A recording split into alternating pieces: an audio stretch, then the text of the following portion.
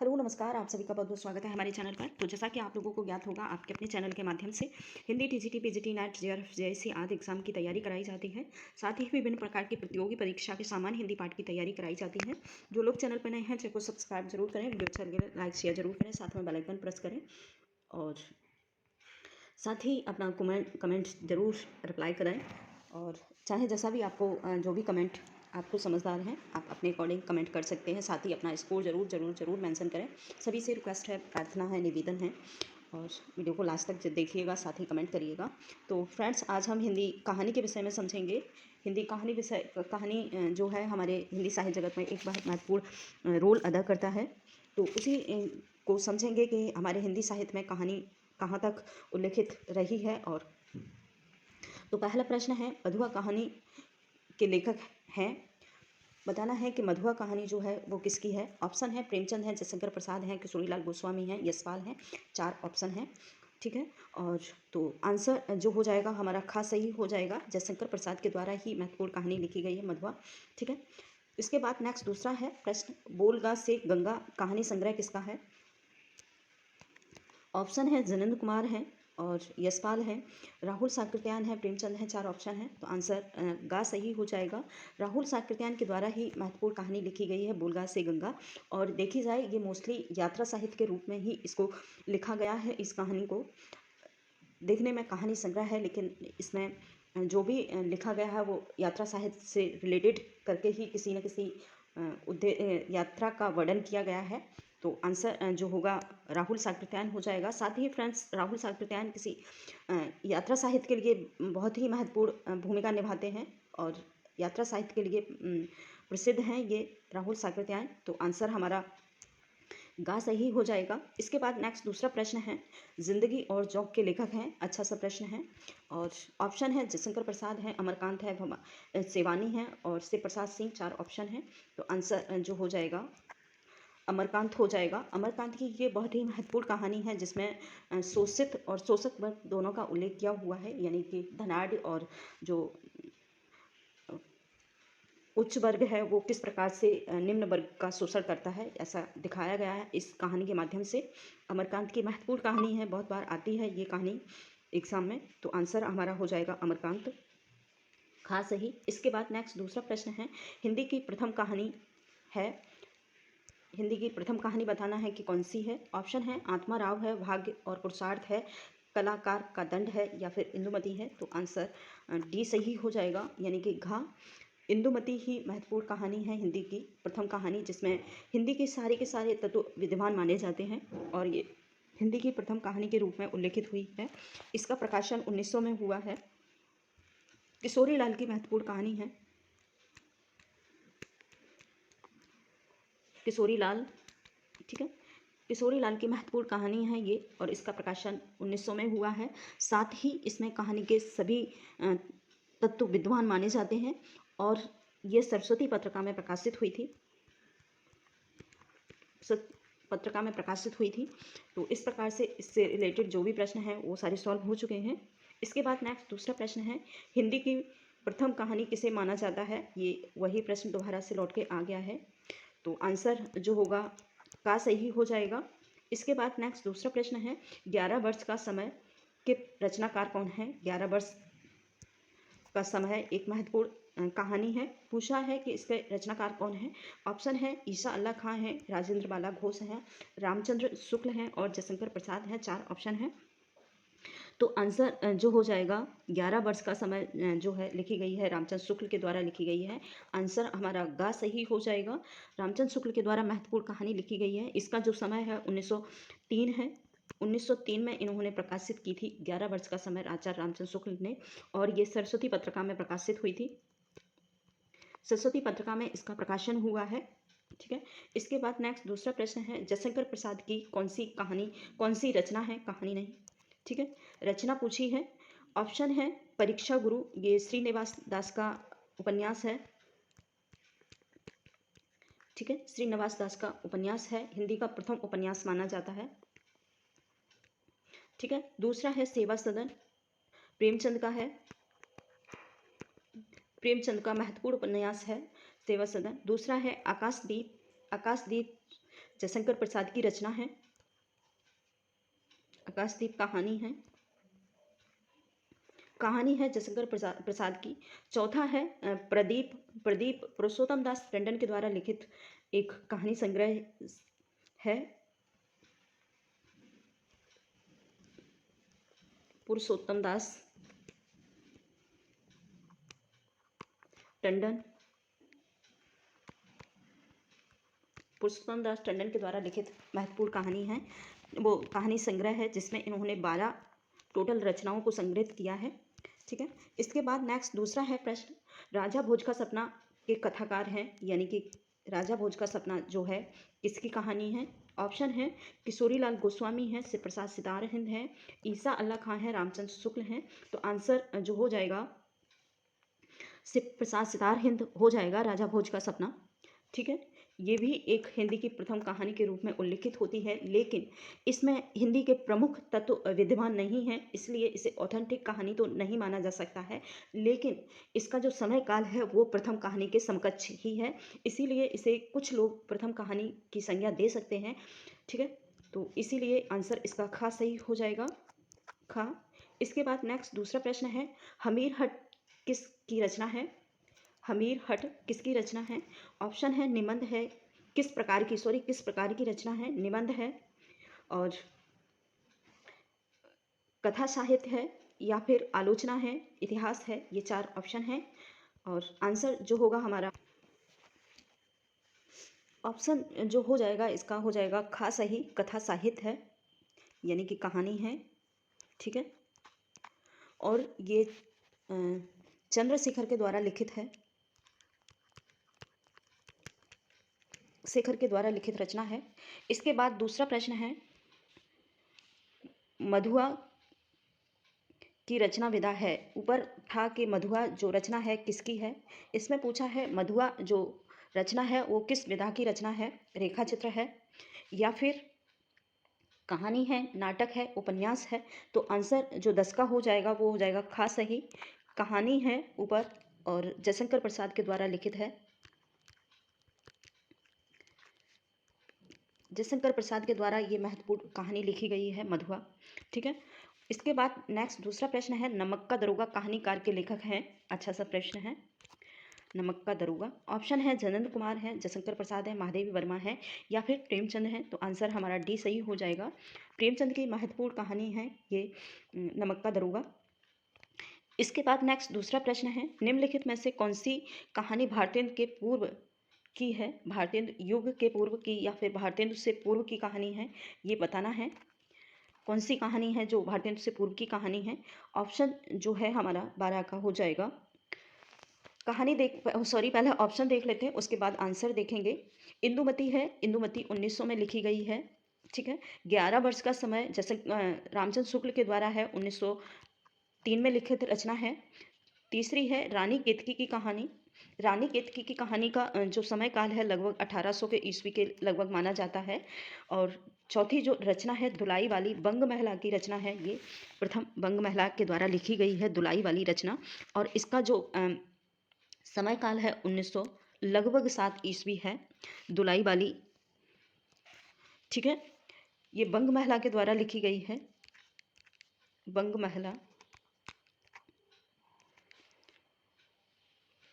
ठीक है, और ये हिंदी की प्रथम महिला गद्यकार या कहानीकार मानी जाती हैं बंग महिला। इनका दूसरा नाम है राजेंद्र बाला घोष, बंग महिला का दूसरा नाम है राजेंद्र बाला घोष। ठीक है, कभी कभार इनका बंग महिला नाम ना आकर के राजेंद्र बाला घोष आ जाता है, तो इसलिए आप कंफ्यूज बिल्कुल मत होइएगा। इनका दूसरा नाम है राजेंद्र बाला घोष और इनकी जो महत्वपूर्ण कहानी है वो है दुलाई वाली। इसका प्रकाशन 1907 में हुआ है, सरस्वती पत्रिका से ये प्रकाशित है, सरस्वती पत्रिका से इसका प्रकाशन हुआ है। तो आंसर जो हो जाएगा हमारा रानी केतकी की कहानी ईसा अल्लाह खां के द्वारा लिखित महत्वपूर्ण रचना है, जिसका प्रकाशन लगभग 1800 ईस्वी माना जाता है। तो हिंदी की जो भारतीय युग से पूर्व की कहानी है वो है ईसा अल्लाह खां की कहानी, रानी केतकी की कहानी। आंसर हमारा गा सही हो जाएगा। इसके बाद नेक्स्ट दूसरा प्रश्न है, परिंदा कहानी के रचनाकार हैं। बहुत बार ये कहानी आई है हमारे एग्ज़ाम में और ऑप्शन है राजेंद्र जयशंकर प्रसाद हैं, जनेंद्र हैं, शिवानी हैं, यशपाल हैं। तो पर्दा कहानी जो है आंसर हमारा हो जाएगा 13 का। 1 मिनट थोड़ा सा ऑप्शन है जयशंकर प्रसाद हैं, जैनेंद्र हैं, शिवानी हैं, यशपाल हैं। तो आंसर जो हो जाएगा यशपाल के द्वारा ही महत्वपूर्ण कहानी लिखी गई है पर्दा। साथ ही इससे एक और रिलेटेड कहानी है परिंदे। परिंदे, ठीक है, वो कहानी है निर्मल वर्मा की। निर्मल वर्मा की, ठीक है। इन दोनों कहानी में थोड़ा सा कन्फ्यूज़न होता है, इसलिए मैंने ये रिलेट करके बताया है, तो आप समझने की कोशिश करिएगा। जो पर्दा कहानी है वो यशपाल की है, परिंदे कहानी निर्मल वर्मा की है। तो आंसर हमारा घ सही हो जाएगा। इसके बाद नेक्स्ट दूसरा प्रश्न है, हरखू पात्र किस कहानी से संबंधित है? महत्वपूर्ण प्रश्न है, अच्छा सा प्रश्न है। इस प्रश्न को जरूर आप नोट डाउन करके रखिएगा नेक्स्ट एग्जाम के लिए। ऑप्शन है बलिदान का है, आकाशदीप का है, प्रायश्चित का है, समय का है। तो आंसर जो हो जाएगा 14 का हमारा का सही, ठीक है।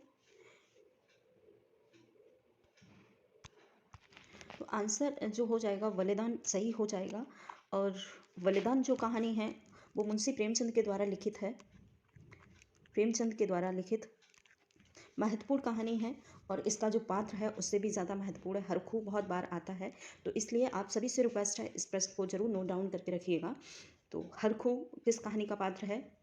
आंसर है बलिदान का, और बलिदान प्रेमचंद के द्वारा लिखित महत्वपूर्ण कहानी है।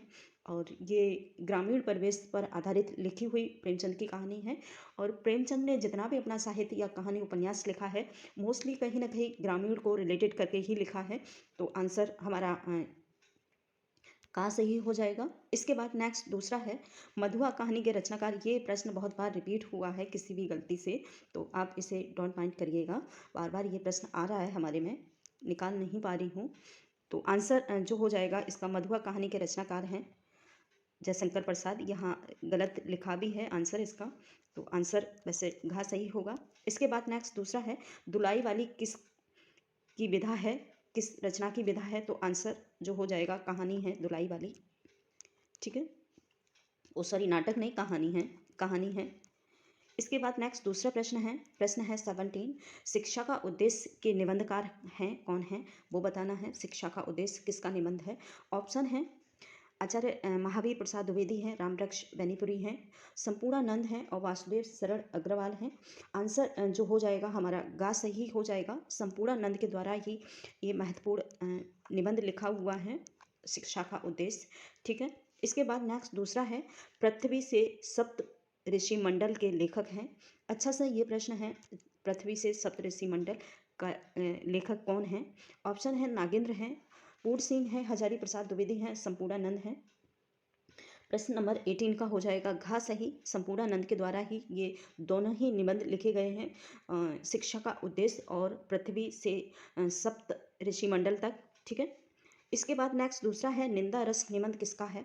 अच्छा सा प्रश्न है। यहाँ से इसमें निबंध स्टार्ट हुए हैं, यहाँ से निबंधों को देखेंगे। ऊपर वाले जो प्रश्न थे वो कहानी के थे, ठीक है। इसके बाद जो 19 प्रश्न है निंदा का रस के रचनाकार कौन है? ऑप्शन है महावीर प्रसाद हैं, सरदार पूर्ण सिंह हैं, हरिशंकर परसाई हैं, रामवृक्ष बेनीपुरी हैं। तो आंसर जो हो जाएगा गा सही हो जाएगा। निंदा रस हरिशंकर परसाई के द्वारा ही लिखित महत्वपूर्ण निबंध है, और इन्होंने व्यंग्यात्मक निबंधों का लेखन किया है, व्यंग्यात्मक निबंध लिखे हैं,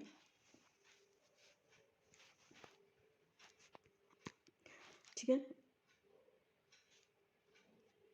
इसके बाद नेक्स्ट दूसरा प्रश्न है गेहूं बनाम गुलाम निबंध में गुलाम किसका प्रतीक होता है? ये महत्वपूर्ण प्रश्न है।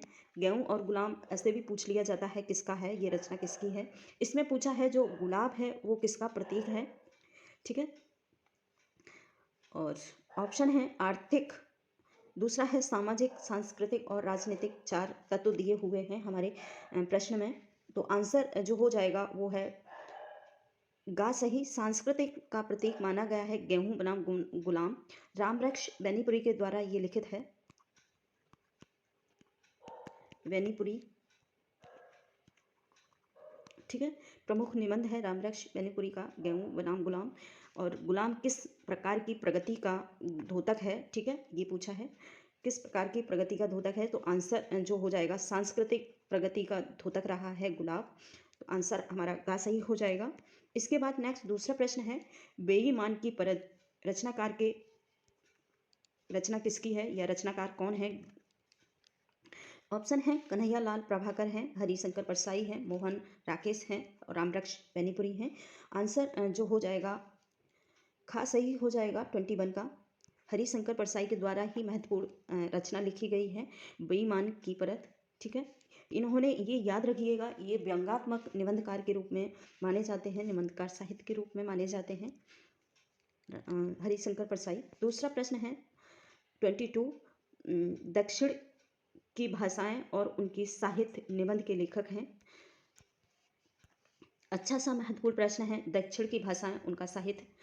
ऑप्शन है सरदार पूर सिंह हैं, राय कृष्ण दास हैं और प्रोफेसर जेडी सुंदर रेड्डी हैं। दूसरा है नंद दुलारे बाजपेयी हैं। 4 ऑप्शन हैं, तो आंसर जो हो जाएगा गा सही हो जाएगा।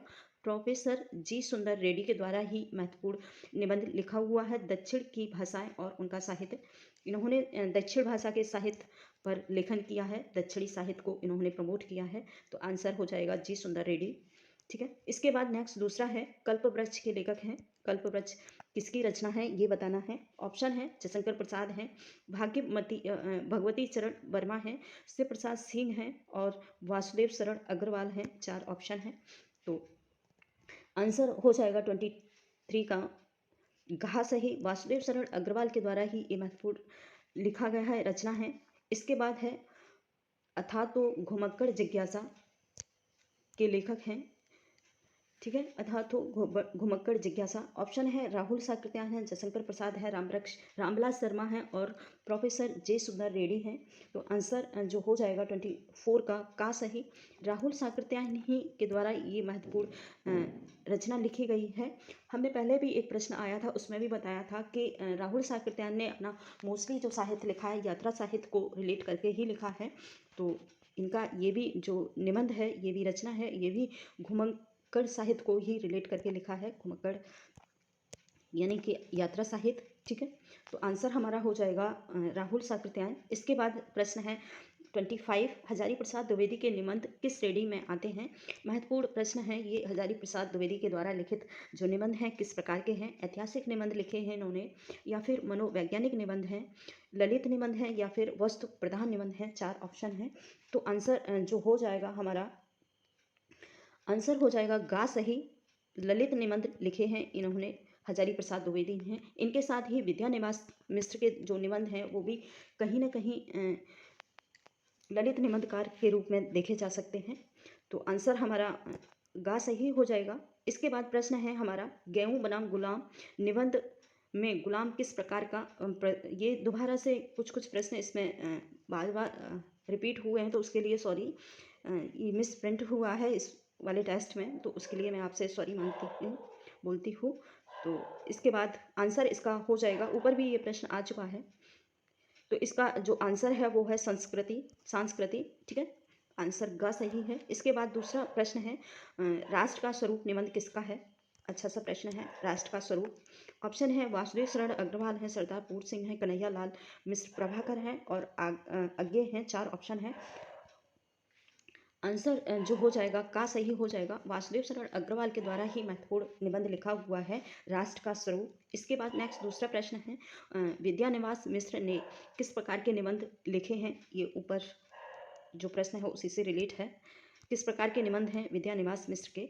तो आंसर जो हो जाएगा ऑप्शन है ललित निबंध लिखे हैं इन्होंने, ऐतिहासिक निबंध लिखे, मनोवैज्ञानिक या फिर विश्लेषणात्मक निबंध हैं।